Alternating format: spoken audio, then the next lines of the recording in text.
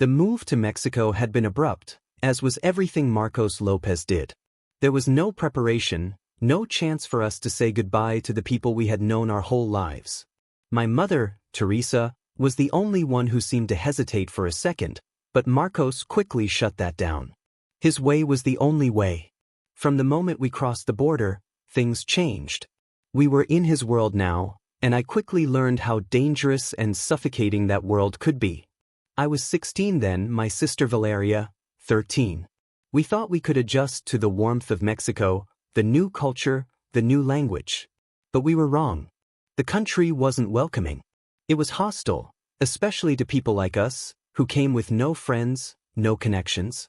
We were isolated, cut off from everything we had ever known. Marcos made sure we were never too comfortable. We lived in a house on the outskirts of Ciudad Juarez. It was large, far too large for a family of 4. But it wasn't just a house, it was a fortress. No one ever came by, not even a neighbor. The only people we ever saw were those who worked for my father, and even they were scarce. Marcos wasn't one for company, not even casual. He worked for the cartels. He wasn't just a small-time dealer or a low-ranking soldier. No, he was involved in something much darker, much deeper. At first, I didn't understand what it meant, but I began to figure it out.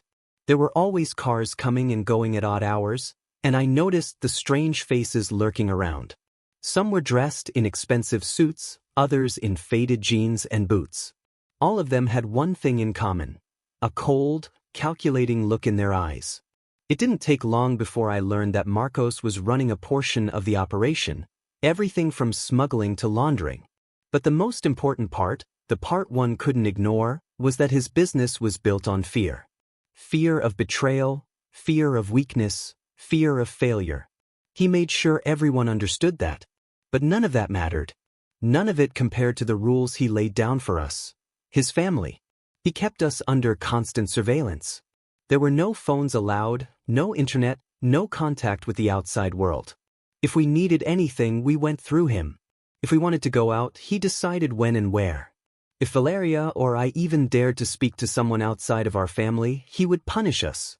I remember one time when I was caught talking to a man outside the grocery store. He wasn't even a friend, just a stranger who had asked for directions. Marcos was furious. He dragged me back home and locked me in the basement for 3 days. No food, no water, nothing. Just darkness and the cold concrete. The only thing I could hear was the hum of the old refrigerator in the kitchen above. The silence was maddening. And it wasn't just punishment for breaking the rules. It was a reminder. A reminder that I didn't have a say in anything. That my life, my every move, was in his hands. Valeria wasn't spared either. One evening, she was caught sneaking out to meet a boy from school. A boy she had liked, someone who didn't know who her father really was. Marcos found out through his network of informants, of course. He always found out. That night, he locked Valeria in the garage and made her listen while he tore apart the boy's life. I don't know what he did to him, but Valeria didn't speak for a week after that. She was afraid to even look at anyone, especially me. But as terrible as those times were, I came to understand something crucial. Marcos ruled with fear, but fear was all he had left. And that fear wasn't just directed at us. It was the way he controlled everyone around him. The people who worked for him, the people who served him, they all feared him just as much as we did. But there was one man, one figure who terrified Marcos even more than he feared the authorities. His name was Miguel Torres, and he was the true leader of the cartel operation that Marcos had tied himself to. Torres was ruthless. He had a reputation for dealing with betrayal in the most brutal ways, and no one, not even Marcos, dared to cross him. It was a rainy evening when Marcos first mentioned Miguel Torres to us, sitting at the dinner table with an air of both admiration and fear. I could tell he was speaking of someone who had power over him, someone Marcos both feared and respected. "If Torres says jump," Marcos said, his voice low and grim, "you don't ask how high. You just jump." Valeria and I exchanged looks, but we said nothing. We'd already learned the hard way that asking questions only made things worse. The strangest part of it all was how Marcos isolated us, not just physically but emotionally. We were never allowed to make decisions for ourselves. He decided everything. where we went, what we ate, when we slept. The strangest thing, however, was the way he controlled our money. We had everything we needed: food, clothing, gadgets, whatever. But it wasn't ours. It never felt like it was ours. If Valeria wanted to buy something, she had to ask Marcos first.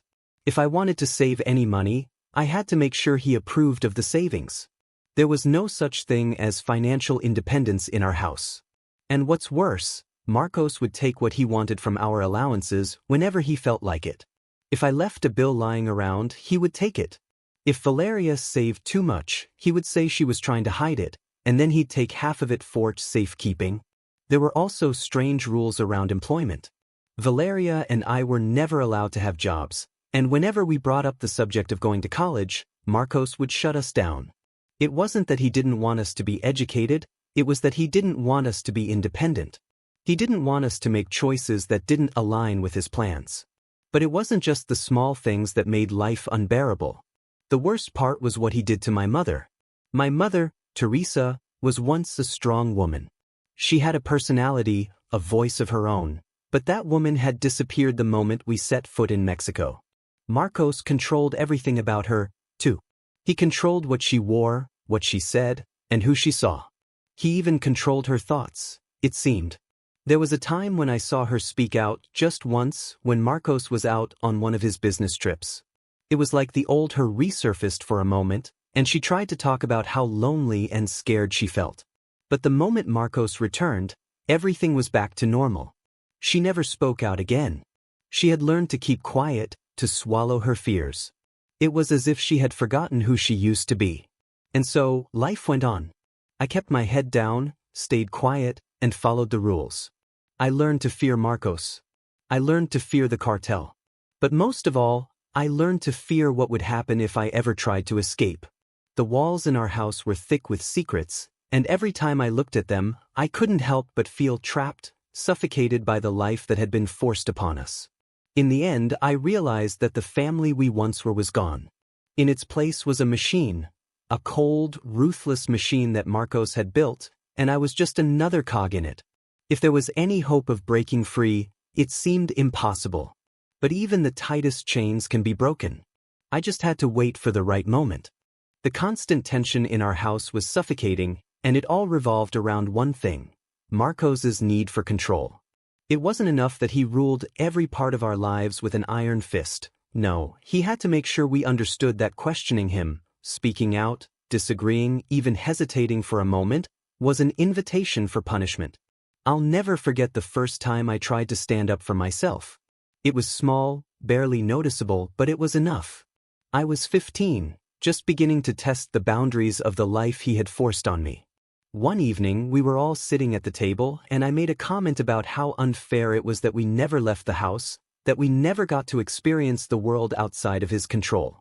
Marcos was quiet for a moment, his eyes narrowing. My heart was pounding as I realized what I'd done. "You think you can just say whatever you want, don't you?" he said, his voice calm but dangerous. It was like a storm was coming, and I knew there was no way to stop it. Before I could even respond, Marcos grabbed me by the collar and threw me against the wall. The pain in my back was excruciating, but it wasn't the physical pain that hurt the most. It was the look in his eyes, the pure, unrelenting anger. The message was clear. I had no right to question him, not even in the smallest way. That wasn't the worst of it, though. The worst part came later, when he locked me in the basement for the entire night. I was left alone, cold, and terrified. There were no windows, just dark, damp walls, and the only sound was the distant hum of the old air conditioning unit upstairs. I didn't even have water to drink, no food to eat. Just darkness and silence. When I was finally let out in the morning, he didn't say a word. He didn't need to. The punishment had been delivered, and I was left broken in more ways than one. But that was nothing compared to what happened when my mother, Teresa, made a similar mistake.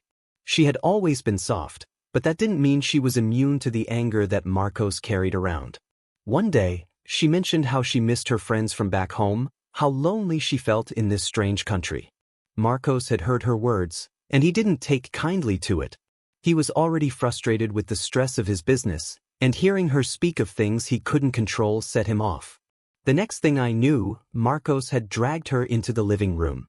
Valeria and I were forced to sit there and watch as he screamed at her for being weak, for showing emotion, for not understanding what sacrifices he had made for our family. And then he slapped her. I had never seen him hit her before, but there was no mistaking the look in her eyes: fear, shock, and something else, something I didn't want to acknowledge. That night, he locked her in the garage, made her sleep there on the cold concrete floor. She was only let out the next morning, her face pale, her spirit broken. It was clear, no one was immune. Marcos ruled through fear, and any act of defiance, no matter how small, was met with ruthless punishment. We were all his prisoners. But what made it worse was how he convinced us it was necessary. He made us believe that if we ever left him, if we ever tried to escape, our lives would be in danger. He convinced my mother, my sister, and me that the cartel would come after us, that the world outside would swallow us whole. He didn't need to say it directly. He didn't need to make overt threats. He just knew how to twist the truth, how to make us feel like there was no safe place for us, no place we could run to. He would often remind us of the risks, of how we were constantly being watched by people who had no loyalty to anyone but him. Every time I tried to talk about leaving, he would remind me that there was no escape. "Where would you go?" he'd ask, his tone full of mockery. "Who would protect you out there?" The question wasn't meant to be answered. It was meant to make us feel small, helpless, dependent on him. But perhaps the most insidious way he controlled us was through money. It was always about money with Marcos.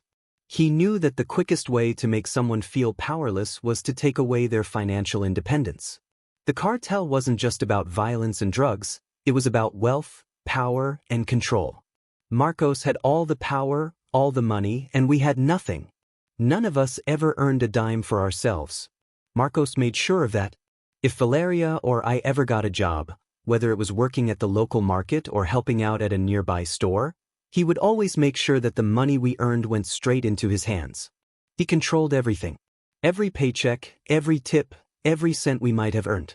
It wasn't that we couldn't work, it was that we weren't allowed to keep what we earned. I remember the time I managed to save up a little money, enough to buy a used motorcycle. I had been working part-time at a small store, keeping a low profile, and I had managed to hide the money from Marcos for a few weeks. I was proud of myself, thinking I had finally found a way to have something for myself. But when I handed the money to Marcos one night, he just looked at me with cold eyes and asked, "What do you think you're doing?"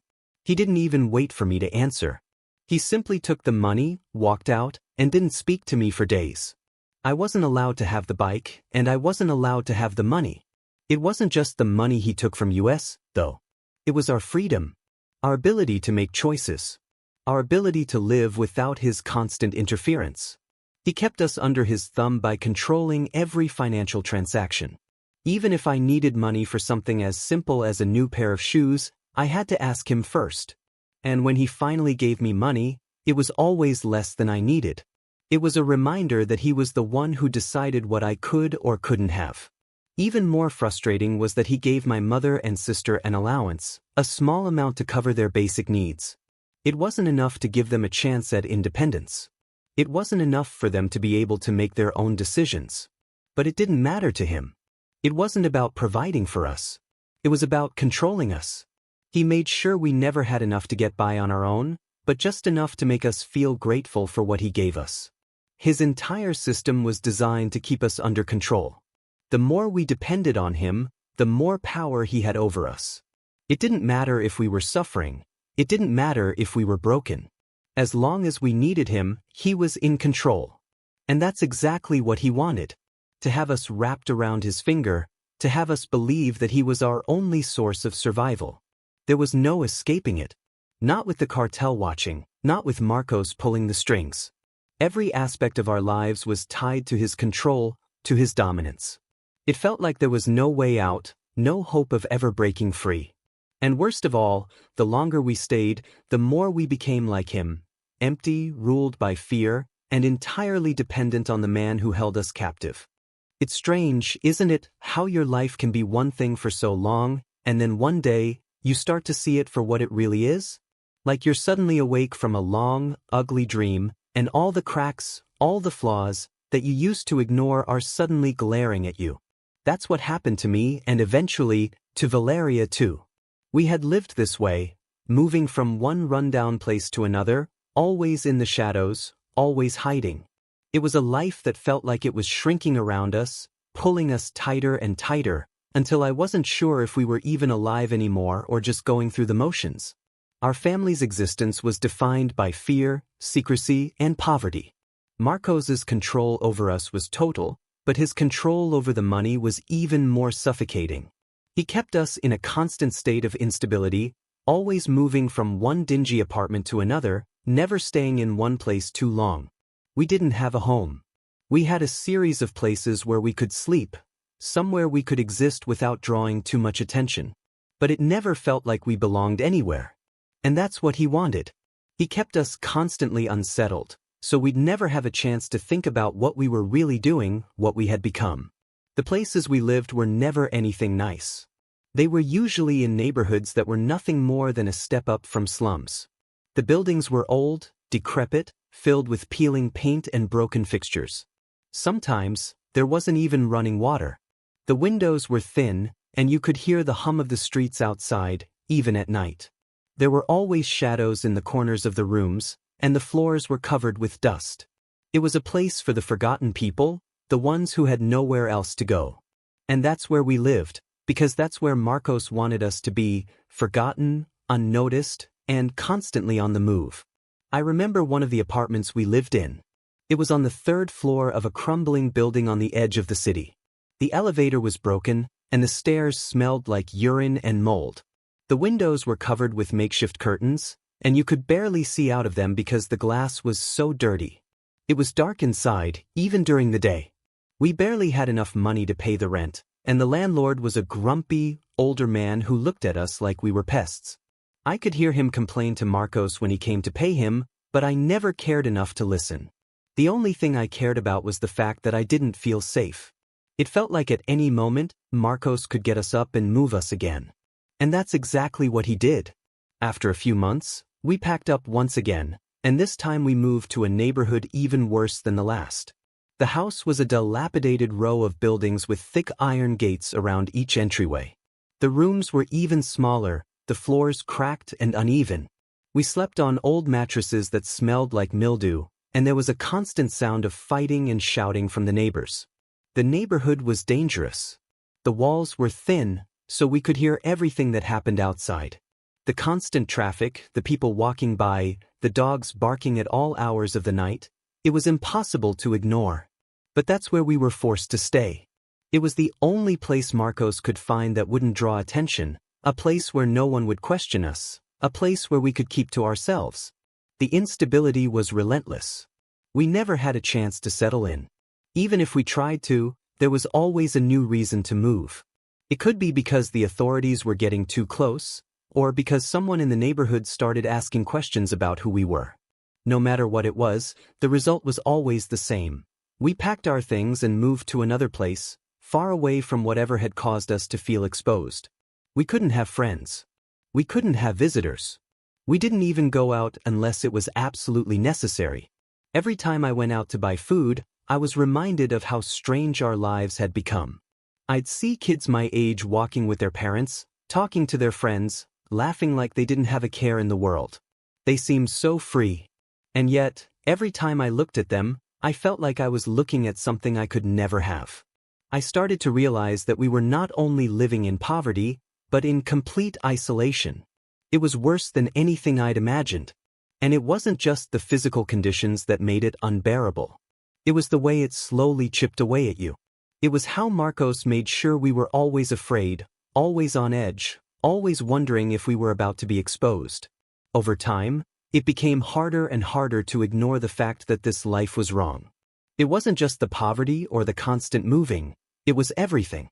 The way Marcos controlled us, the way he made us feel like we were nothing without him. We were trapped, and I started to see how dangerous it really was. Valeria and I would talk in secret when Marcos wasn't around. It wasn't much, just whispers in the dark when we were supposed to be sleeping, but it was enough. We both knew things had to change. We couldn't keep living like this, under Marcos's thumb, afraid of what would happen next. It felt like we were waiting for something to break, but we didn't know how long we could keep pretending that everything was fine. We dreamed of escaping, of running far away, of getting away from the constant fear that hung over us like a storm cloud. We both started to see things for what they were. The rules Marcos had set up weren't just for protection, they were for control. He kept us in the dark about everything, and when we dared to question him, he would remind us that there was no escape. The cartel was everywhere. They were always watching. He had made sure we knew that if we ever tried to leave, we'd be hunted down. And even if we got out, we would have nothing. Nothing but a life on the run. But as time passed, I began to realize something else. Marcos wasn't as untouchable as he thought. There were cracks in his control. He made mistakes. He became more reckless, more paranoid. He didn't realize that we were starting to understand how dangerous it was to stay. And slowly, secretly, Valeria and I started to plan. We started to talk about how we might escape, how we might make it out of this life, out from under his rule. It wasn't easy. It wasn't simple. But we both knew it was the only chance we had. We couldn't stay in that life forever. We couldn't let it destroy us completely. So, we kept our heads down, waited for the right moment, and dreamed of the day when we could finally break free. There are some things in life you can't ever forget, no matter how hard you try to push them out of your mind. I was never able to forget the day Marcos made Sabrina kill her boyfriend. It's one of those memories that haunts you, that makes you question everything you thought you knew about right and wrong. And that day, it was like everything I knew about family, loyalty, and love shattered in an instant. Sabrina was always the strongest of us. She was the oldest, the one who tried to hold everything together when things were falling apart. Even when we were living in constant fear, Sabrina was the one who stood up to Marcos the most, even if it was just with words. She always had this fire in her eyes, like she was trying to protect us, even though she knew how dangerous it was. But that fire was snuffed out the moment Marcos gave her that order. It started when Sabrina's boyfriend, Esteban, ran into trouble with the cartel. He had been involved in a small deal, one that had gone wrong. Marcos had made it clear that the consequences would be severe for anyone who owed the cartel money, especially if that person was careless enough to get caught.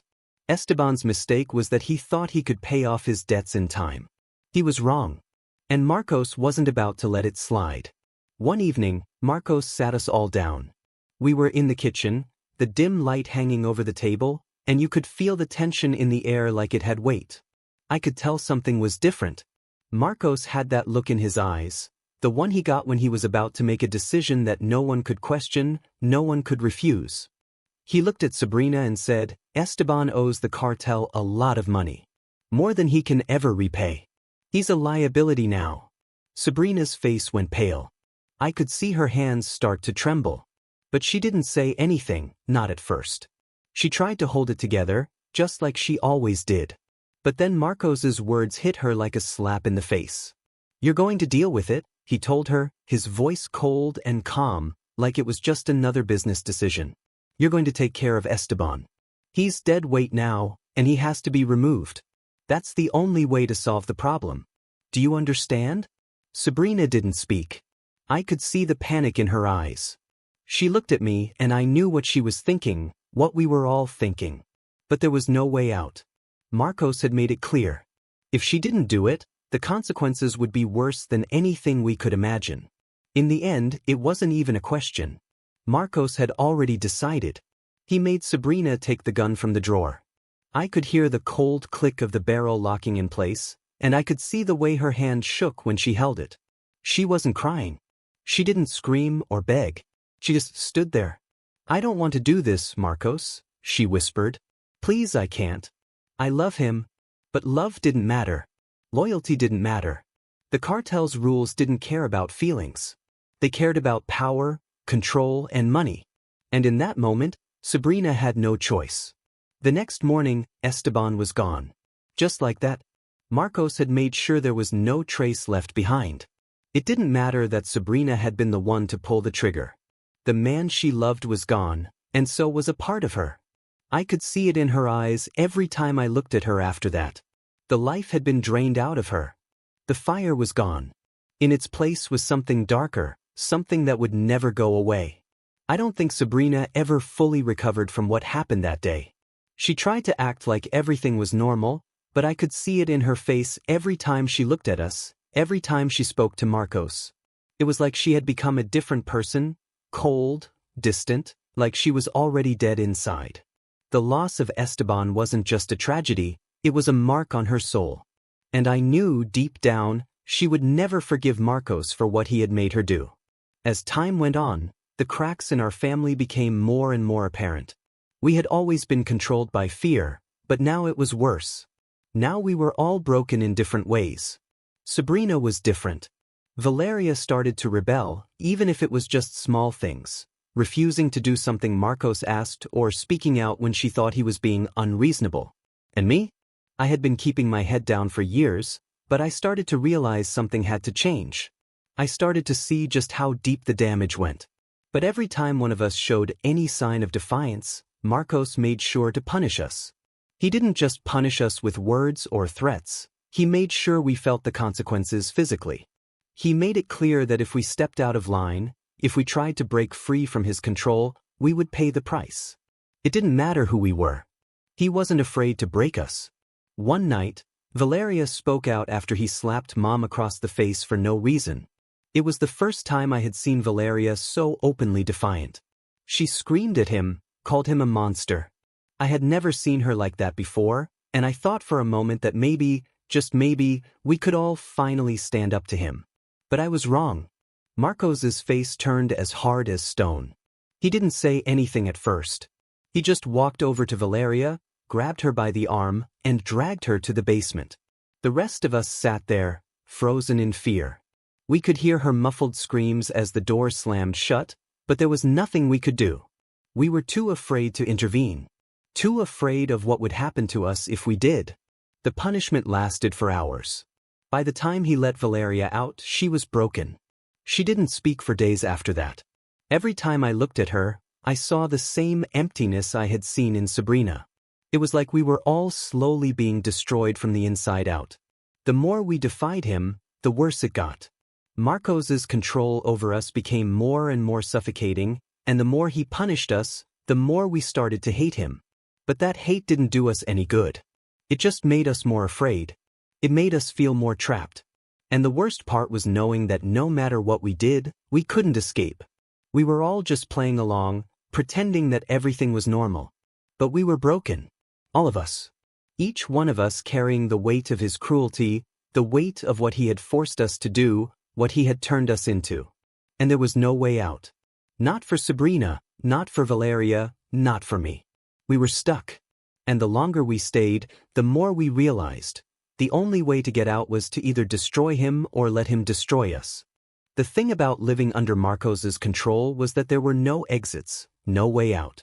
It wasn't just that we were trapped in poverty or constantly on the move, it was that every part of our lives was controlled by him, and anyone who tried to break free faced consequences that were as final as death itself. Leaving wasn't an option. No one ever talked about leaving, not out loud anyway, because we all knew what would happen if we did. Marcos had made sure that escape was impossible. And even if we wanted to leave, there was nowhere to go. I don't think any of us fully understood just how deep his connections went, how much power he had. But by now, we didn't need to. We knew the rules. We knew what would happen if we stepped out of line. Every move we made, every word we spoke was watched. It was like living under a microscope. Then one day, without any warning, Marcos decided it was time to move again. He told us we were leaving everything behind. Again, no goodbyes.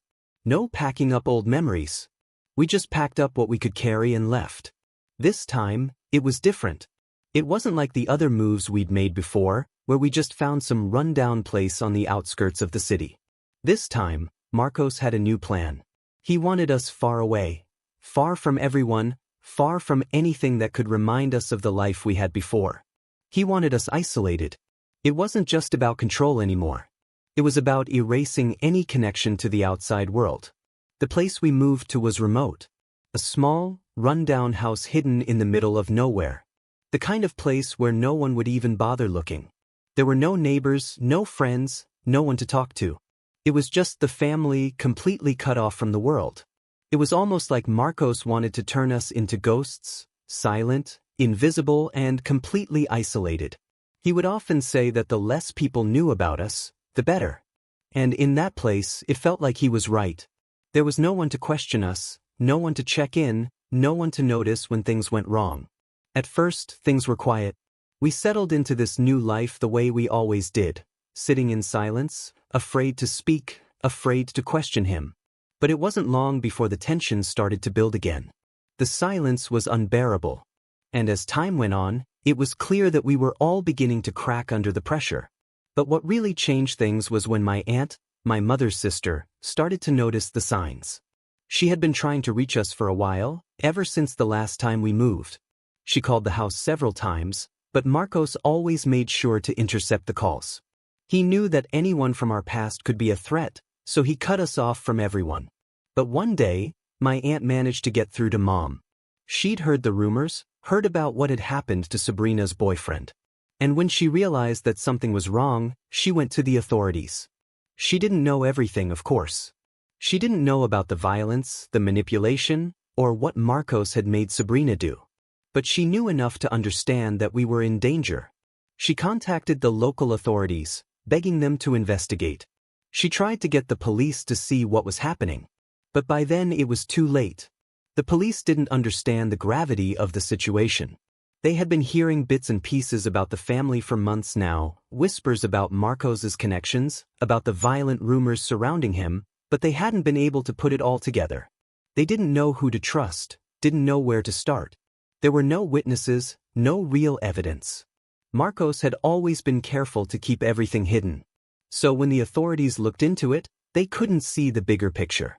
They didn't know that the family's silence wasn't out of privacy, it was out of fear. Just as things seemed to be taking a turn for the worse, Marcos set up something that would change everything. He did what he always did when he felt threatened. He used the system, played the game. He manipulated the situation to make it look like we were the problem. He staged a scene, planted false evidence, and made sure the authorities would think we were the ones causing the trouble. It was one of those moments when you realize just how twisted Marcos really was. He had already made it clear he didn't care about us, that we were expendable. But what he did next? It was beyond anything I could have imagined. He set up a situation that made it look like we had attacked a neighbor, a complete fabrication, but one that the police couldn't ignore.